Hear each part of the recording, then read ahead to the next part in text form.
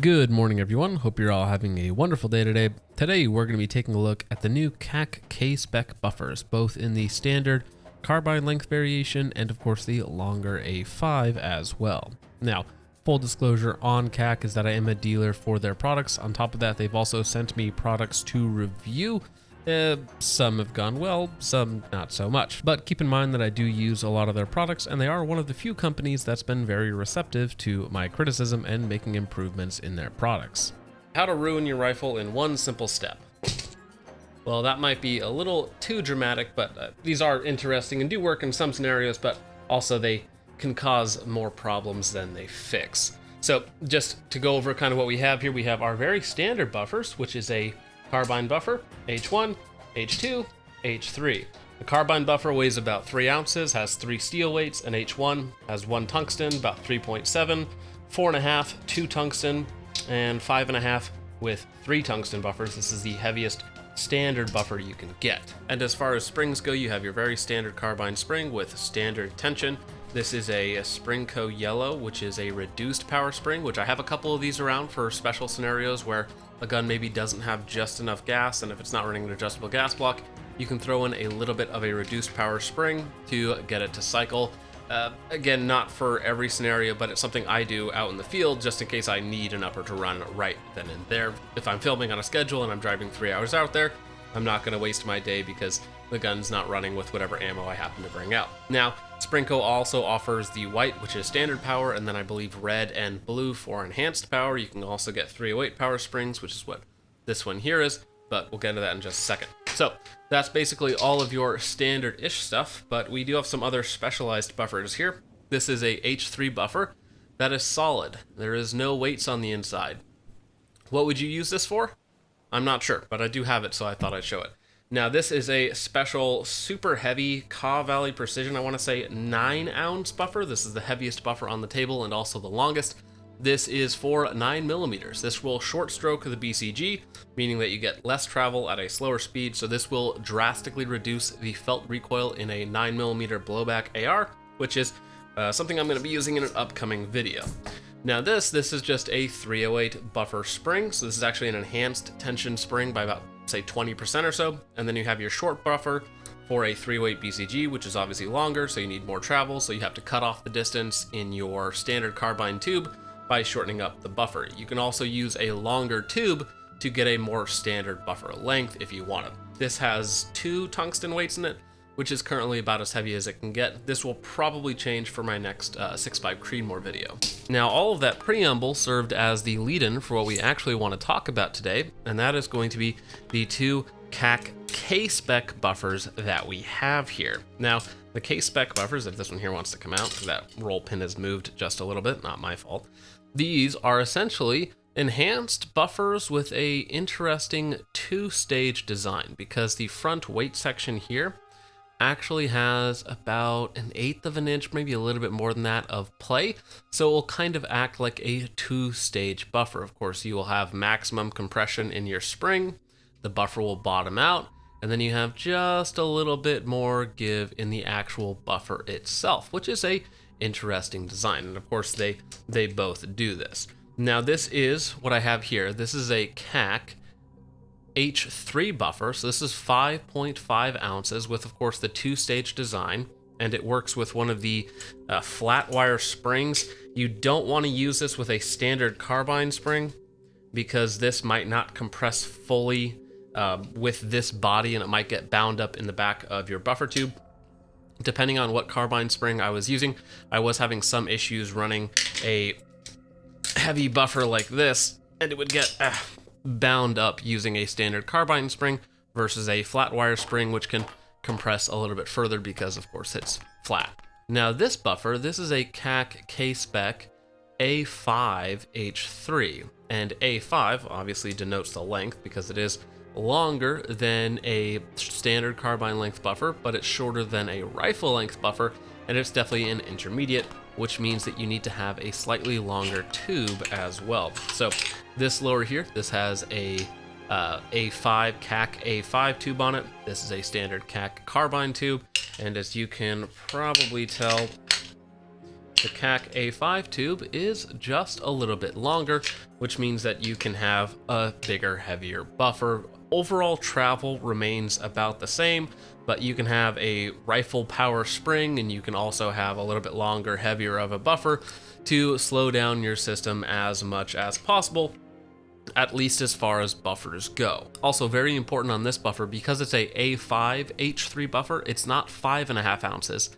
It's 6.5 ounces, meaning it is more than double the weight of your standard carbine buffer. So this will have a drastic reduction in bolt velocity. That, of course, when combined with a rifle power spring or a little bit of an enhanced power spring, means you're really going to be slowing down your system. Now, what are these useful for? All of these buffers really are designed to do is to achieve the optimal bolt velocity in an AR-15. Now, most carbine buffers and springs will work perfectly fine in most upper receivers that aren't violently overgassed. When you add suppressors into the mix, that is where you might want to start using a little bit heavier of a buffer. Maybe your upper from the factory is very overgassed, and throwing in an H1, an H2, or an H3 buffer can be a very quick, simple, and cost-effective remedy to make your gun feel a little bit better. Going from a carbine buffer to an H3 buffer or an H2 buffer costs maybe 25, 30 bucks, but is a good way to slow down that bolt velocity. And if you need even more retardation, you can go with something like this, which are very heavy, two-stage design to try and smooth out that recoil impulse even more. The problem with these is that they can cause your upper to stop running, basically. They can shut down your entire system simply by adding in something that you think, in theory, should make your upper receiver a little bit softer. The problem is the AR-15 has a pretty wide operating window of bolt velocity where it's acceptable. Anything that's too fast, and now you can start outrunning the magazines, you can start ripping off case heads. Anything too slow, and now it's not locking back on empty, or not even cycling far enough to pick up the next round, not ejecting. Lots of problems. So if your upper is already well gassed, these can actually absolutely cause it to just stop working. These will just stop by default. So for instance, this upper here, this is a very standard 16-inch mid-length system. A very nice upper receiver. It's very expensive as well. It has very nice high quality component parts. Fairly interesting. I need to do a video on this in the future, but it's a very well gassed upper receiver, and throwing in any of these two systems will cause it to stop running.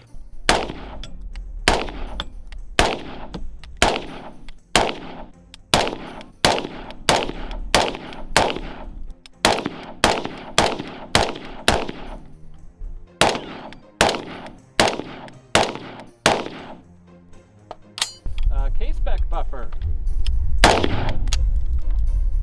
It stopped, right? Because it was well gassed. So we just took our reliable system and made it unreliable. Yeah. So that is, that's too much for it with a well-gassed upper. So, nice. Now, to be completely fair, that's not the best use for heavy buffers. It's either going to be for really overgassed systems or for suppressed shooting, because of course this upper is well gassed from the factory. Now we have a wide jump resonator K and a carbine buffer in the back, carbine spring. So this, we'll see how effective those other buffers are.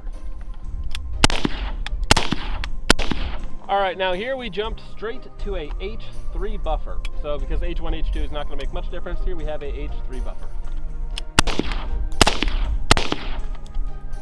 Very nice. All right, now here we have the KAK KSpec buffer and the K-Spec spring for, of course, a carbine tube.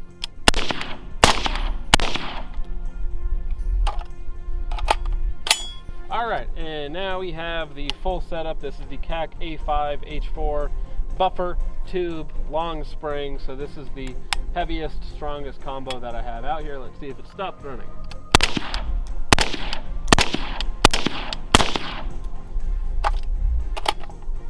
Well, I still got full lock back. You can see it was a little bit slower. I didn't have quite as strong of ejection. The ammo, the casings are about 3 or 4 feet away right there versus like 6 or 7 feet away back there. So definitely not as strong of ejection, because we are getting to the point where this at least with this barrel, which is very well gassed, this suppressor, it's almost a little bit too much for this system. Now, I've had both these buffers for months at this time. I've been using them, not quite exclusively, but probably 90% of my shooting has been with either the KAK A5 system or the regular KAK KSpec buffer, and I put thousands and thousands of rounds through them. And in general, I think they have a very niche application for several reasons. Keep in mind, these are the heavier versions. I will end up recommending, if you do want to try out the K-Spec system with that 2-stage buffer, that you actually go with the lighter buffer so that you run into less issues that we're going to talk about. Basically, in a lot of scenarios, these are too extreme for properly gassed firearms, and they can even run into issues when suppressed. So on a lot of the piston systems that I would run these on, these would cause me to, yes, they would slow down the bolt. They would slow down the bolt too much for the suppressed setting. So then you would have to turn up the gas to the unsuppressed setting, and now it is a little bit overgassed because these are slowing down the system too much to be run in the suppressed setting for a lot of my piston guns that I've been running lately. In DI guns, these would work really well. Either the A5 system or the H3 just standard K-Spec buffer would work really well if the gun was overgassed, especially when suppressed. You could throw these into the system, they would slow down the buffer enough to reduce gas back to the face, to make the recoil impulse a little bit softer, and to really smooth out the shooting experience. That is where these buffers shine, is when you have either an overgassed gun to begin with, or when you throw in your specific suppressor, it becomes violently overgassed, you're getting a lot of gas back in the face. That is an application where these buffers can work really well. Even the problem in that scenario is, so let's say the KAK A5 H3 buffer works really well suppressed in your specific upper, you take the suppressor off for whatever reason, and now the gun's no longer cycling because you have this huge weight that the buffer has to push without the additional back pressure of a cam. Overgassed, lots of gas back in the face. This is using M855. Oh, very rarely do I ever get gassed out, but I actually couldn't see there. Well, that's actually infinitely better just by swapping up. This is the KAK A5 system, KAK A5 system, with one of their new A5 buffers with the second stage mechanism, and that is infinitely better. Still bad, but I don't get that horrible gas back in the face before we switch to the other gas block. Whoa. That's barely cycling, but that is, damn that worked. So especially with these heavier buffers, they are limited in their application. They can help in certain scenarios, but in a lot of others, especially somebody like me, this problem is exaggerated a little bit because I test so many different uppers that these can cause problems in a lot of other scenarios. Now, another thing against these is that, especially with the A5 system, if you get the KAK KSpec buffer with the rifle spring or with the flat wire spring, I want to say it's about $60, and if you go with the buffer tube, it's about $80, which is about the cost of a good adjustable gas block. And this is a one-stop solution that will work in some scenarios and won't work in other scenarios. So would I rather have this or an adjustable gas block? Well, I'd rather have an adjustable gas block. And especially when we move up to the KAK A5 system, because again, that means that you need to have the longer buffer tube, so you're probably going to be getting it with the buffer tube kit, and I want to say that's about $100 for the entire system, which is not a bad price for an A5 system, especially something that's, a little bit more novel like the KAK system. But again, the problem that I have with that is that it's more expensive than a lot of good adjustable gas blocks on the market. And another thing too is once you have this system installed on your lower, this is only ever a A5 lower unless you swap out the buffer tube. So it might work great with one upper, but if you put something else onto it, or again, you take off your suppressor, circumstances change a little bit, now it stops running because you have a ridiculously heavy buffer and a very powerful spring, and you just don't have the gas to run it. But if you do absolutely have to try something like this out, I would recommend actually going with the lighter versions of the K-Spec buffers, whether it's the A5 or just your standard carbine length buffer. Maybe start out with like an H1 or so, and maybe like an H1 of the A5 system as well. Keep in mind that is going to be a little bit heavier and will require a longer tube as well. But start somewhere where you're going to have a little bit of reliability headroom, because you'd rather have an upper that's overgassed, say 5 or 10%, than something that just doesn't run whatsoever. So these do have an application for non-adjustable systems. You do not want an adjustable gas block. You have a upper that is overgassed with your suppressor or just in general, and you really want to slow that down, and you need as much retardation in the speed of your BCG without going an adjustable gas block or just swapping out the barrel. For whatever reason you want to go with this sort of system, these can work in a very narrow window. And again, I would recommend starting out with the lighter buffer weights, and then you can always add in heavier tungsten weights later on if you so desire. But for me, someone who shoots so many different uppers and so many different configurations, still the best, easiest, most cost-effective solution is just running a carbine spring and then your buffer weight of choice, whether that's a H2 in this case or an H1 or an H3. So that is my recommendation. If you do want to check these out, they are interesting. If you can find an application for them where the buffer weights and spring tension works perfectly for your system, because at the end of the day, all these things are really trying to do is manage your bolt velocity, travel distance, and trying to reduce the bolt bounce as much as possible. So again, kind of expensive, kind of niche. Do they work? Technically, yes, in some scenarios, but again, if you put them in the wrong application, they will very quickly just stop your gun from working completely. So keep that in mind, guys. Let me know what you guys think of the KAK KSpec buffers in the comments down below, what your thoughts are on all of the different configurations you can do if you really want to get into the weeds of making your AR-15 run a little bit smoother, usually at the cost of reliability. So with all that out of the way, guys, thank you so much for watching. I hope you all enjoyed. I will see you in the next one. God bless.